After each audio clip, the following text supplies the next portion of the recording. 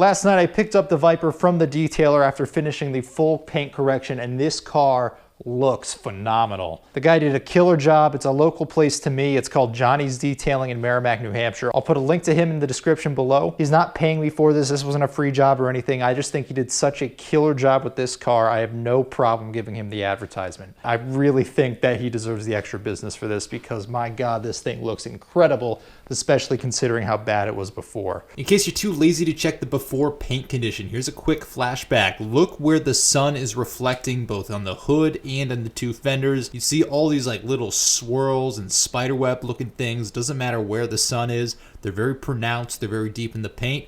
All of those are scratches and abrasions into the paint. They are literally everywhere. They are extremely visible even at 10 feet away, which is about the distance the camera was at here. Part of the reason I got such a good deal is black cars really pop when they're done right. This was obviously not in a good shape paint-wise prior to me bringing it to him. And on top of that, this is a higher end car. So for him, from his perspective, this is a really good example car, and it's gonna show very well for a before versus an after shot. And I know he did want to use this on his website too as one of his sample cars. That being said, I left him like a 20 or 25% tip, and my whole bill still came out to about $500, which is substantially cheaper than what most places charge. And he also went through and did a couple touch-up things that I didn't even really ask, like this big paint blob that was touched up by the previous owner that was just horrifically globbed on. He actually sanded that down quite a bit as well. And that looks substantially better. It is still visible, but it's no longer sticking out like a sore thumb because it was so clearly elevated in such a wide touch-up area prior to that. Now, granted, this is still a 15-year-old car. It's not perfect. He could not get 100% of the things out, but it is still phenomenal. One example is here on this front fender. We had these three really deep parallel lines. Here, a few more than three, but you can kind of see them there still.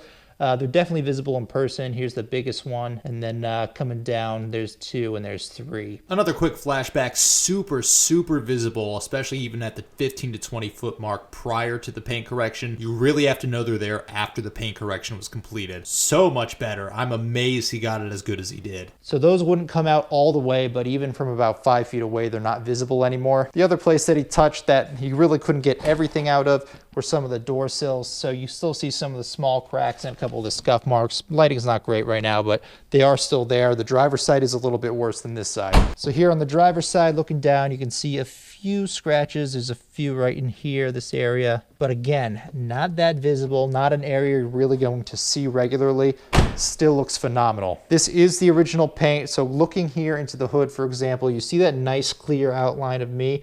Once again, this is not perfect lighting. This is just in my garage, but that nice, clear, crisp outline of how sharp everything looks in the reflection, that's really what you want. And he did an absolutely killer job on this. There's a few small blemishes here and there I can see in the center of the hood, but it's still so much better than what it was. I never thought it would even get back to this point, given the shape that it was in prior to his restoration. Now, going off of that, like I said, there are those few defects. This is a 15-year-old car. This is the original paint, and it was clearly not cared for previously. So to get all of those defects, those scratches, those swirl marks out, he effectively goes down and takes away some of the clear coat until he's down below the scratch line. There's plenty of other videos that explain how that works more thoroughly, and I'll let you go find those separately. But the point that I'm getting at here is that it really thins out that top layer of paint to try to remove all those defects. As such, and he already warned me about this paint is going to be extremely delicate now, and if you touch it even with your hands, it will probably scratch it. I'm not even saying with your fingernails, I'm saying with your hands at all. So when I was coming home yesterday driving the car, I think he oversprayed a little bit of a product, or maybe it was some water that got stuck here in the brake ducts. But because the exhaust comes up here on the side, obviously that gets a lot of heat in it, and the engine is very large, and also right there, this whole area was actually steaming up, and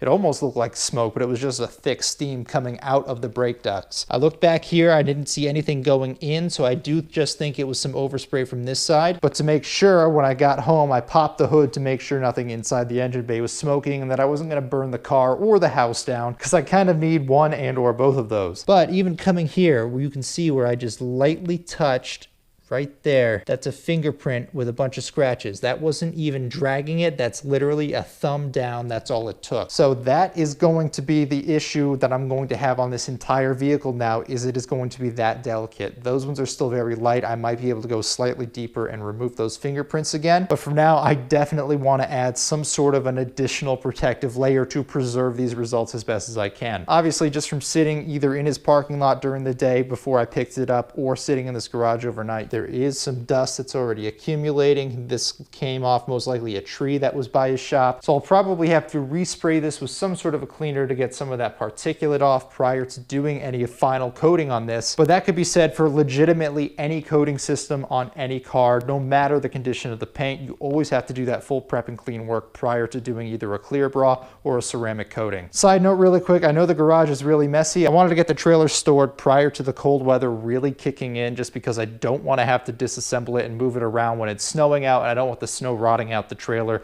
or any of the boards anymore. So I did kind of pull off the nose bar to fit both of these in the garage, so that's why that's in here. Now going back to the Viper, what I would prefer to do to protect the recently renovated paint, the best choice for something like this, if you're trying to avoid scratches, chips, swirl marks, is a clear bra. Now they have a few different manufacturers. I think 3M makes some. There's one called Expel. I'm not sure if that's the 3M one, but effectively it's either a thin plastic or a vinyl sheet. It wraps all the panels, and you can get it in different levels. You don't have to do the whole car front to back. A lot of places start with the front bumper, the first foot or two of the hood, maybe the lights. You can do a part of the fenders, and then you can add on from there. Now that is the best chip and scratch resistance that you can pretty much get for any vehicle. However, it is also one of the most expensive paint protectants that you can get for any vehicle. So on a car like this, I actually got a few quotes already. This is obviously a massive hood because of that huge V10. This is like a 7 or 8 foot hood. This is actually probably a foot or two longer than most other hoods. So most hoods would come to about here. Yeah, this is a big boy. So to get the full front half of this car covered, bumper, full hood, some of the fenders and the lights, that was going to be about $2,500, which is a lot of money. To get the entire car top to bottom, front to back, including the rear bumper, the sides, the doors, the sills, everything, I got a quote for $6,500. That is an insane amount of money for me. That is almost 20% of what I purchased this entire vehicle for. As such, I really cannot justify the price of a $6,500 piece of plastic to cover my car. Even the $2,400 tab to cover the front half of the car, that's almost 10% of what I paid for the vehicles. That's really hard for me to justify, and while those are good investments and they do help with resale value and a number of other things, it's not viable for me at this point in my career. The next best option that you can really do, and this is the option that I'm going to be going with, is a ceramic coating. You can get a ceramic coating professionally done even on a car like this in this size, and they start at about $400 to $500. They go all the way up to about $1,000 to $1,500